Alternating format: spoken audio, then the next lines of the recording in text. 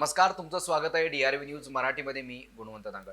देशविरोधी आणि दहशतवादी कारवाई केल्याचा आरोप असणाऱ्या PFI या संघटनेसह अन्य संघटनांवरती केंद्र सरकारने बंदी घातलेली आहे आणि या संदर्भात MIM पक्षाचे अध्यक्ष औसीद्दीन ओवैसी यांनीही संताप व्यक्त केलेला आहे. ऐकूया आपण त्यांची काय प्रतिक्रिया आहे. देखिए, मैं एक स्टेटमेंट अंग्रेजी में मैं पढ़ देता हूँ आपके सामने कि while I have always opposed PFI's extreme and radical approach, I have always supported democratic approach. This ban on PFI cannot be supported because actions of some individuals who commit crime does not mean that the organization itself must be banned. Supreme Court has also held that mere association with an organization is not enough to convict someone. A draconian ban of this kind is dangerous as it is a ban on any Muslim who wishes to speak his mind. The way Indian electoral autarky is approaching fascism, every Muslim youth will now be arrested with a PFI pamphlet under India's black law UAPA. Muslims have spent decades in prison before being acquitted by courts. I have opposed UAPA and will always oppose all the action under UAPA. It runs afoul the principles of liberty, which is part of the basic structure of the Constitution. We should remember that Congress amended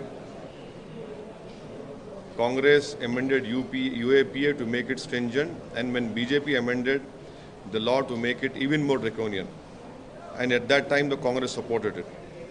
This case will follow the timeline of Kapan, where any activist or journalist is randomly arrested and takes 2 years to even get bail. How come PFI is banned but organizations associated with convicts of Khaja Ajmeri bomb blast are not?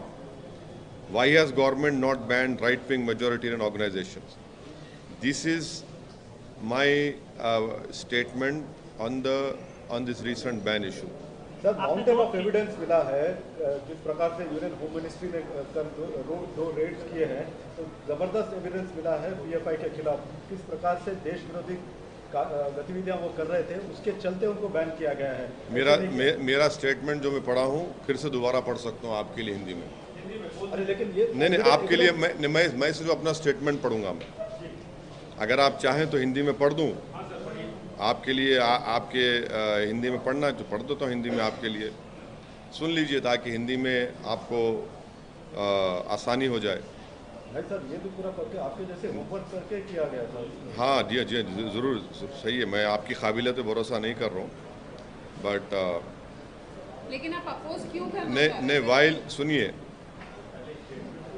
सुन लीजिए ना। मैंने हमेशा PFI की जो ये radical extreme approach है उसका हमेशा मैं अपोज किया हूँ और करता रहूँगा, चाहे कोई रेडिकल एक्सट्रीम अप्रोच अडॉप्ट करेगा। मगर ये बैन इसलिए हम सपोर्ट नहीं कर सकते क्योंकि चंद इंडिविजुअल अगर कोई क्राइम करते हैं उस बिना पर अगर आप ऑर्गेनाइजेशन को बैन करेंगे। सुप्रीम कोर्ट ने क्या कहा कि mere association with an organization is not enough to convict someone. ये जो ड्रैकोनियन बैन जो लगाया गया है ये मुस्तकबिल के लिए एक डेंजरस चीज़ है, क्योंकि आप ये कहना चाहेंगे कोई भी मुसलमान अपनी दिल में जो बात है, जहन में बात है, वो ना करे। और जिस तरीक़े से हमारी इलेक्ट्रल जमहूरियत चल रही है वो फाशिज़म के करीब जा चुकी है। तो अब कोई भी नौजवान मुसलमान अपनी बात को रखेगा तो आप एक पैम्फलेट निकाल देंगे PFI का, और फिर वो जो काला कानून है UAPA का उसको इस्तेमाल करेंगे। और इस UAPA के क़ानून में मुस्तक़बिल में बुक होंगे, नौजवान उसमें बुक होंगे, तो वो सेम सिद्दीक़ कप्पन की टाइमलाइन को फॉलो करेगा और उनको 2 साल 3 साल लगेंगे बेल मिलने के लिए। कोर्ट का जजमेंट कह रहा है और उस ऑर्गेनाइजेशन को तो आप बैन नहीं करेंगे। तो इसीलिए ये हमारा इस पर ये कहना है। अब मैं सवालात नहीं लूँगा। ये पार्टी का आप चाह रहे थे कि पार्टी का इसमें स्टैंड क्या है, ये आपके सामने में खुल के रखा हूँ। रेडिकलाइजेशन हो, एक्सट्रीमिज़म हो, हम उसका अपोज करते आए हैं, चाहे रेडिकलाइजेशन हो। जो भी रेडिकलाइजेशन और एक्सट्रीमिज़म की तरफ किसी को लेकर जाता है उसको अपोज करने की ज़रूरत है। और अगर आप ये कह रहे हैं कि रेडिकलाइजेशन सिर्फ एक तरफ हो रहा है, नहीं, रेडिकलाइजेशन हर तरफ हो रहा है।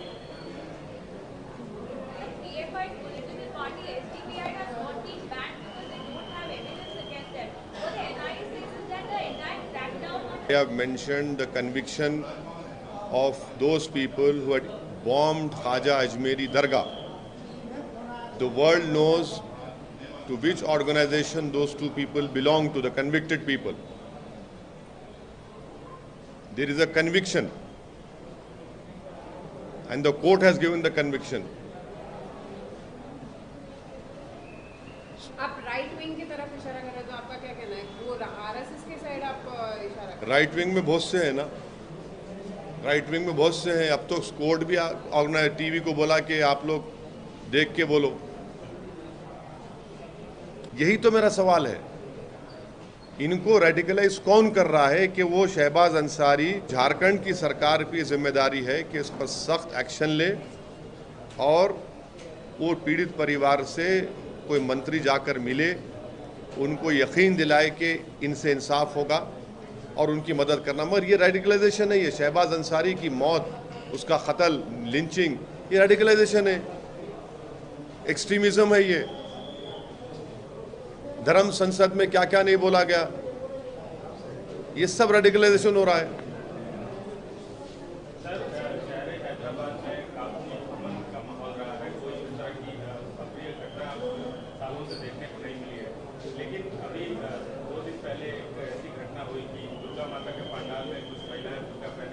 हाँ, तो आपको पुलिस आप तमाम ने हमारे एमएलएस का स्टेटमेंट आपने कैरी किया, मैं आपका शुक्रिया अदा करता हूँ। वो उसी वक्त गए, उसका कंडेम किए।